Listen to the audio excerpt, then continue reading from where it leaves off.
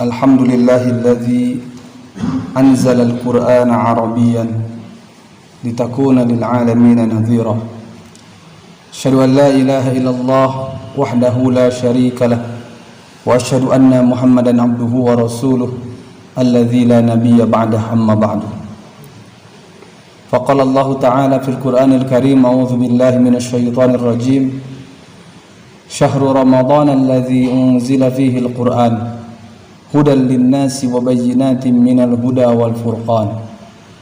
Al-ayah. Hadirin hadirat jamaah yang dimuliakan Allah Subhanahu wa taala.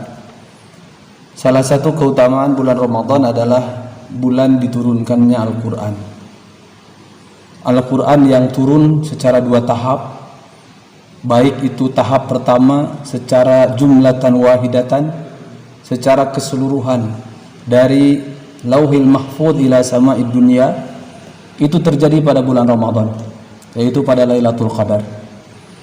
Dan ataupun turunnya Al-Qur'an secara berangsur-angsur. Ayat pertama turun kepada Nabi itu juga terjadi di bulan Ramadan. Maka jika bulan Ramadan itu adalah bulan Al-Qur'an, layak dan patut kita lebih mendekatkan diri kepada Al-Qur'an dan lebih mengenal Al-Qur'an. Salah satu ciri khas Al-Qur'an sebagaimana dijelaskan dalam surat Yusuf ayat 2. Allah berfirman, a'udzubillahi minasyaitonir rajim, inna anzalnahu qur'anan arabiyyan la'allakum ta'qilun. Sesungguhnya kami menurunkan Quran ini dalam bahasa Arab, la'allakum ta'qilun, agar kalian berfikir. Maka jamaah yang dimuliakan Allah sekalian, salah satu kunci mendekatkan diri kepada Al-Qur'an, mengenal Al-Qur'an, adalah mengenal bahasa Al-Qur'an. Maka kalau Allah sebutkan Al-Qur'an ini diturunkan dalam bahasa Arab, maka salah satu cara untuk mendekatkan diri kita kepada Al-Qur'an adalah bagaimana kita juga mengenal dan belajar bahasa Arab. Dari sini sebetulnya sudah terlihat urgensi. Kalau tadi disebutkan oleh Ustadz Rudi, tema ceramah atau tema kultum hari ini adalah urgensi belajar bahasa Arab. Maka dari poin ini saja itu sudah kelihatan di mana urgensi belajar bahasa Arab. Tentu kalau kita menggali dan membahas secara detail, berikut contoh-contoh dan lain sebagainya tentang urgensi belajar bahasa Arab, itu sungguhlah bukan bahasan yang pendek. Tapi saya ingin mengisyaratkan kepada beberapa poin. Kalau muncul pertanyaan, kenapa Al-Qur'an diturunkan dalam bahasa Arab? Maka sesungguhnya ini rahasia Allah. Tapi kalau kita mau mencoba menggali hikmah dari kenapa Al-Qur'an diturunkan dalam bahasa Arab, maka salah satu keunggulan bahasa Arab itu adalah bahasa yang paling bisa menjelaskan makna. Bahasa yang dengan singkat dan padat tetapi bisa menghantarkan makna yang luas. Itu ada dalam Al-Qur'an.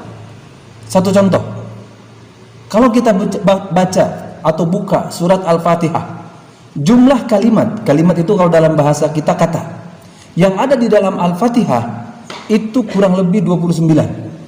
Tapi coba lihat terjemahnya kurang lebih 60 kata. Artinya apa? Artinya bahasa Arab bisa menyajikan lebih singkat, lebih padat, tapi arti lebih luas. Itu baru terjemahnya. Kalau lihat tafsir Al-Fatihah bisa berjilid-jilid. Ini berarti menunjukkan kelebihan dari bahasa Arab itu sendiri. Makanya di dalam surat Asy-Syu'ara Allah berfirman, a'udzubillahi minasyaitonir rajim, nazala bihir ruhul amin ala qalbika litakuna minal munzirin bilisanin arabiyyin mubin. Al-Qur'an ini diturunkan kepadamu melalui malaikat Jibril agar engkau Muhammad menjadi penyeru, pemberi peringatan kepada manusia. Kemudian Al-Qur'an ini diturunkan dengan bilisanin arabiyyin mubin, dengan lisannya orang Arab mubin. Mubin itu artinya yang menjelaskan. Maka salah satu kelebihan bahasa Arab itu adalah bahasa yang bisa menjelaskan makna. Kemudian faktor lain yang menjadi urgen kita mempelajari bahasa Arab. Bahasa Arab adalah kunci untuk memahami agama Islam. Kalau Ibnu Taimiyah mengatakan agama itu di sana ada dua hujjah, ada dua fikih, fikih a'mal dan fikih aqwal. Aqwal itu apa? Quran itu aqwal, hadis itu aqwal. Maka salah satu cara untuk memahami fikih aqwal itu adalah memahami bahasa Arab. Maka dari sini juga akan ketahuan di mana letak urgensi bahasa Arab. Sehingga para ulama mengatakan bahasa Arab itu adalah juz'un min dinikum, bahkan ini perkataan Umar bin Khattab. Ta'allamul arabiyyata fa innaha juz'un min dinikum. Belajarlah kalian bahasa Arab karena bahasa Arab itu adalah sebagian dari agama. Bagaimana maksud bahasa Arab itu sebagian dari agama? Al-Quran sebagai sumber utama kita itu berbahasa Arab. Kemudian kita beragama, melaksanakan peribadatan, berdoa dengan bahasa Arab, sholat menggunakan bahasa Arab. Artinya apa? Seorang mukmin wajib mempelajari bahasa Arab. Ya. Kemudian faktor lain, kenapa bahasa Arab ini menjadi urgen? Bahasa ini melupakan identitas, dan bahasa ini disadari atau tidak mempengaruhi kepada pemikiran, bahkan kepada kepribadian. Silahkan saja, kalau jangankan bahasa Arab, bahasa kita sehari-hari. Kalau anak dari kecil dia dididik bahasanya bahasa kasar, kepribadiannya kasar. Tapi kalau anak dididik dari kecil bahasanya bahasa lemah lembut, bahasa halus, maka kepribadiannya halus. Kalau kita berangkat ke terminal ada bahasanya. Kalau kita berangkat ke sekolah ada bahasanya. Di masjid ada bahasanya, itulah bahasa. Dan identitas bahasa Islam itu adalah bahasa Arab. Dan jangan dikira kalau kita membiasakan berbahasa Arab atau menggunakan istilah-istilah Arab, jangan dikira itu tidak berpengaruh kepada pola pikir dan kepribadian kita. Silahkan coba. Silahkan coba. Kalau kita sehari-hari menggunakan istilah-istilah Arab, jangankan itu, ungkapan misalkan spontanitas. Ya, kalau ungkapan spontanitas misalkan kalau kita bahagia, gembira, mendapatkan nikmat, spontan mengucapkan alhamdulillah. Kalau kita mendapatkan musibah misalkan, spontan misalkan innalillahi wa inna ilaihi raji'un. Kalau kita mendapatkan sesuatu yang di luar dugaan kita, misalkan konten kita mengucapkan astagfirullah, maka itu akan berpengaruh kepada kepribadian kita. Silahkan saja. Berbeda dengan misalkan kalau kita secara spontan mengeluarkan kata-kata kasar, itu menggambarkan kepribadian kita. Itulah bahasa. Karena itu bahasa ini urgen sekali. Lalu kemudian kalau bahasa Arab itu urgen, apa hukum mempelajarinya?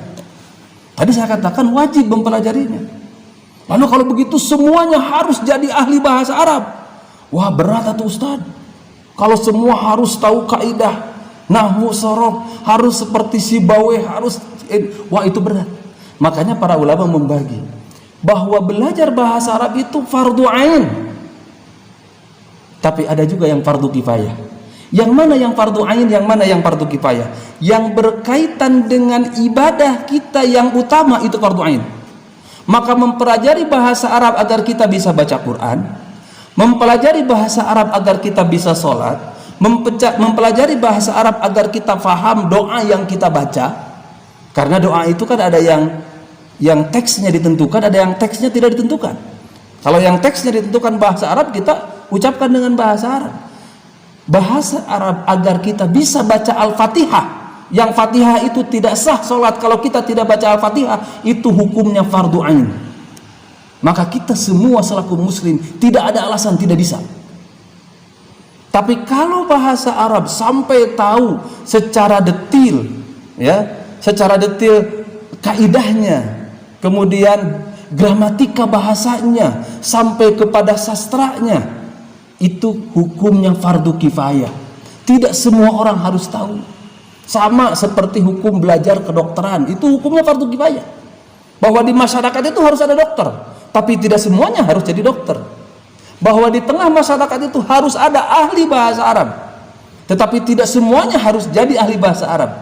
Tetapi bahasa Arab yang berkaitan dengan baca Quran, yang berkaitan dengan ibadah yang utama kita, itu hukumnya fardu ain. Ini harus kita pahami bersama-sama, harus kita sadari bersama-sama. Apa solusinya ya Ustadz? Solusinya ya mari kita belajar. Ya, ketika kita baca Quran kemudian baca terjemahnya, itu sedang belajar bahasa Arab.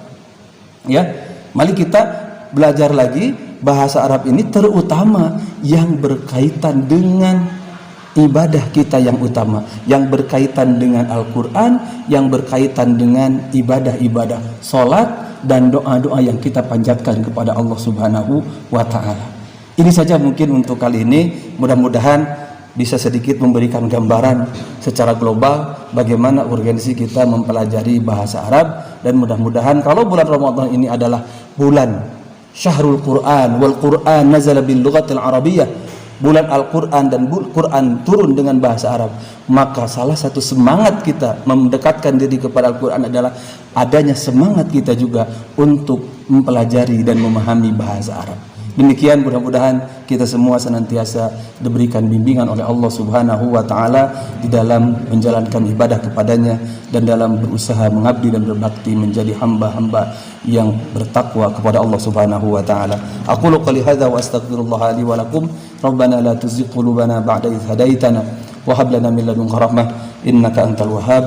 Rabbana atina fid dunya hasanah wa fil akhirati hasanah wa qina adzabannar. Para jamaah sekalian,